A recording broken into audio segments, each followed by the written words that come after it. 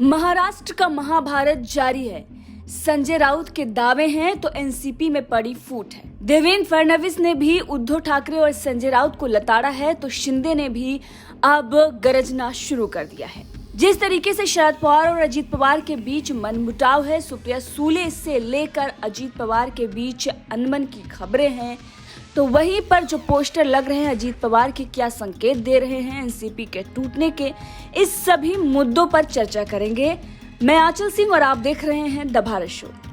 दोस्तों, जैसा कि आप जानते हैं कि महाराष्ट्र में इस वक्त महाभारत चल रही है। 2019 के विधानसभा चुनाव के बाद से ही लगातार महाराष्ट्र में आए दिन कुछ न कुछ होता ही रहता है। अब अगर इस वक्त बात करें तो शिंदे सरकार के गिरने का दावा किया जा रहा है, लेकिन दूसरी तरफ एनसीपी में बड़ी फूट पड़ चुकी है। जी हाँ, फूट तो तभी पड़ चुकी थी जब अजीत पवार ने देवेंद्र फडणवीस के साथ सरकार बनाई थी और उसके बाद शरद पवार ने विधायकों को अपने पास बुला लिया था और सरकार गिर गई थी। उसके बाद कई बार हमने देखा अजीत पवार किस तरीके से एनसीपी से नाराज दिखे। एक बार तो भरे मंच से अजीत पवार उठकर चले भी गए थे, जिसके बाद एनसीपी ने पूरे मामले पर पर्दा डालने की कोशिश की और ये बताया कि ऐसा कुछ भी नहीं है और वो अपने निजी काम के लिए मंच से उठकर गए थे। लेकिन सबको पता है कि अजीत पवार का भाषण शरद पवार के बाद नहीं बल्कि सबसे लास्ट में रखा गया, जिसके बाद वो गुस्से में आ गए थे।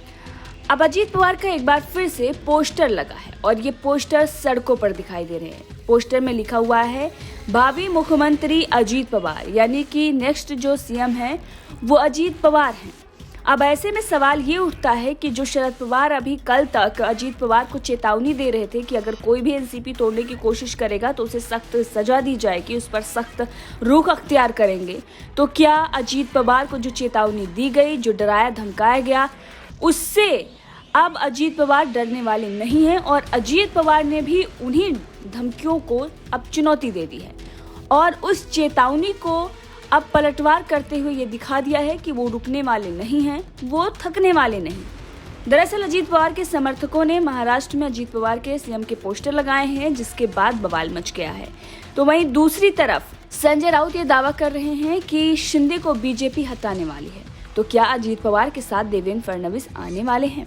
सवाल यह है। बहरहाल जब देवेंद्र फडणवीस से सवाल इस पर पूछा गया था कि अजीत पवार ने कहा है कि वो मुख्यमंत्री बनना चाहते हैं, क्योंकि अजीत पवार ने इससे पहले कहा था कि 100% मैं मुख्यमंत्री बनना चाहता हूं और इसके लिए साल 2024 का जो विधानसभा चुनाव आने वाला है उसका इंतजार नहीं करेगी एनसीपी, बल्कि उससे पहले ही दावा ठोक सकती है।